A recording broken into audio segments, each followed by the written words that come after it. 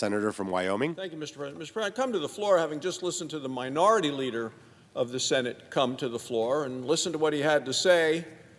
You know, it's been 10 weeks now, Mr. President, that Republicans have been in the majority and the Democrats have been in the minority after the historic victory in November. The contrast is pretty significant. Senate Republicans made promises to the American people, promised to get the country back on track. We're keeping that promise. We are hitting the ground running, and we're not turning back. Most importantly, for our successes, it has been because Republicans have remained united. As a result, we have a list of accomplishments, as opposed to what we just heard the minority leader talk about. First, the Senate has now confirmed all 21 members of President Trump's cabinet. And we did it at a record pace. Faster pace than the Democrats were able to do for President Obama in 2009, faster than they were able to do it for President Biden in 2021.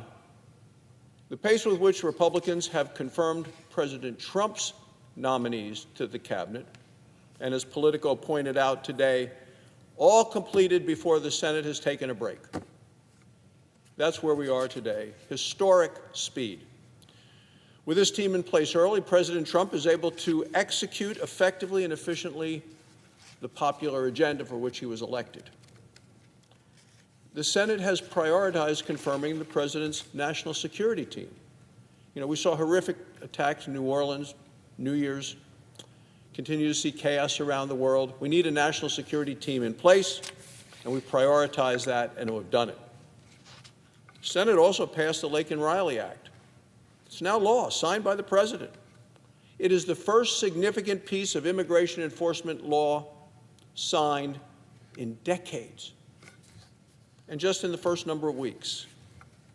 It's actually the first bill that President Trump signed into law as the 47th President of the United States. It's going to save lives. It's going to prevent human tragedy like we saw happen in Georgia to that young nursing student. I'm very grateful to Senator Katie Britt of Alabama and Senator Ted Budd of North Carolina for their leadership in finding the bipartisan way to get this bill passed. We've also focused on our shared agenda with the House and with the President. We moved quickly to pass a budget that's focused on border security, energy security for our nation, as well as America peace through strength. Budget Committee Lindsey Graham, who was chairman of the committee, and his members of committees did groundbreaking work, all focused on making America stronger and better, more secure.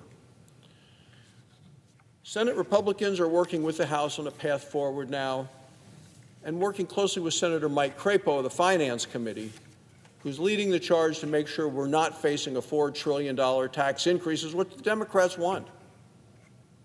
They want Americans to suffer the pain of $4 trillion in additional taxes.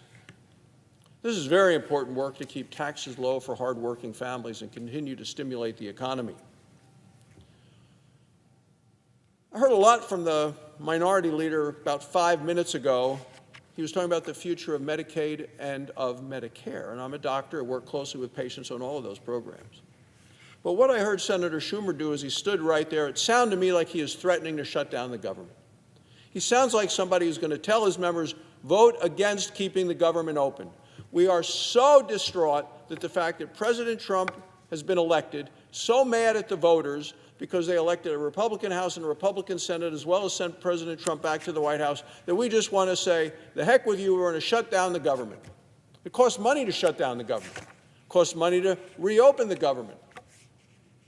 It impacts services for the American people. Democrats are so mad. You saw it the last week when the President made his speech to Congress, to the joint session, his address to the nation. The way they acted during that statement by the commander-in-chief, those are people that are just mad at the voters. The American public liked what the President had to say that night. Overwhelmingly, those that saw the speech saw it as very positive, happy with the direction of the country, happy with the leadership of the President. Feel he's focused, he's forceful, he's effective, energetic, getting the job done. It's not what we hear. That's not what I heard from the Senate Minority Leader just a few minutes ago. Sounded like somebody that's going to command the troops, hey, shut down the government because we're mad and we're going to take it out on the American people. Well, let me set the record straight, because Republicans support Medicaid. Republicans support Medicare. Just the other night, we passed Senator Dan Sullivan's amendment to protect and to preserve Medicaid and Medicare. Not a single Democrat joined us. These programs are in trouble today. Why? Because of the previous administration. Joe Biden weakened them by making them available for scammers. And that's what's happened. People are sucking money out of these programs who don't deserve to be doing it and are taking the care needed from hardworking American families. Republicans want to protect and preserve and strengthen Medicare and Medicaid. We want to do it for the people these vital programs were originally intended for, not for the scammers. Stopping scamming is a big part of this. Additionally, when I take a look at some of the things we've done over the last several weeks, Mr. President, is that we have reaffirmed our friendship with Israel. Intelligence Committee Chairman Tom Cotton of Arkansas, Foreign Relations Committee Chairman Jim Risch of Idaho, they introduced bipartisan legislation to impose severe sanctions on something called the International Criminal Court. It's an illegitimate kangaroo court that targets Israel and does the bidding of Iran. Sanctioning the ICC would have sent a very strong message to the world. The message, of course, being America stands with Israel. Senate Democrats filibustered it. 45 Democrat senators chose to abandon our closest ally. Senate Republicans also successfully blocked destructive Democrat legislation attacking American energy production. Democrats actually tried to reverse President Trump's national energy emergency. America clearly faces an energy emergency. Energy prices went up 31% during the last 4 years under the Democrats' administration of punishing American energy. Well, led by Chairman Mike Lee from Utah, Republicans are taking the handcuffs off of American energy. Look, we know that unleashing American energy will help kickstart our economy. Senate Republicans also voted to protect girls and women in sports. Senator Coach Tommy Tuberville of Alabama has been a champion of women's sports in the Senate. His legislation was common sense to over 80% of Americans. It said biological men should not be allowed to compete in women's sports against our daughters, our sisters.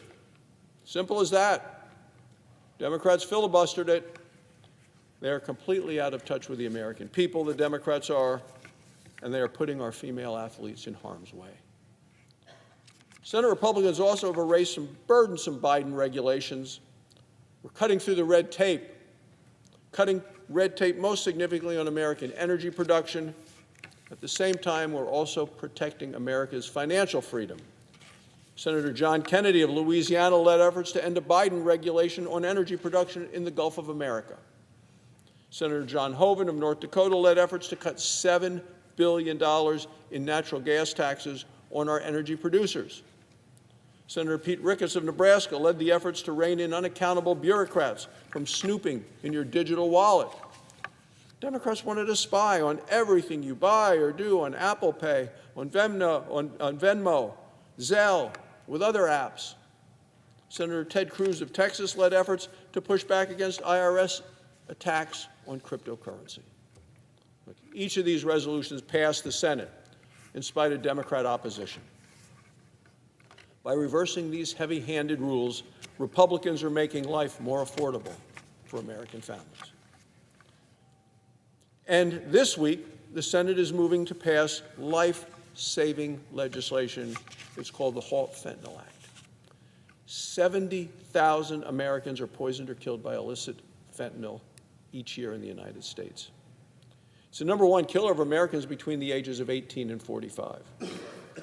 The Halt Fentanyl Act will aid efforts to crack down on drug dealers and criminal cartels that smuggle the poison into our country and into our communities.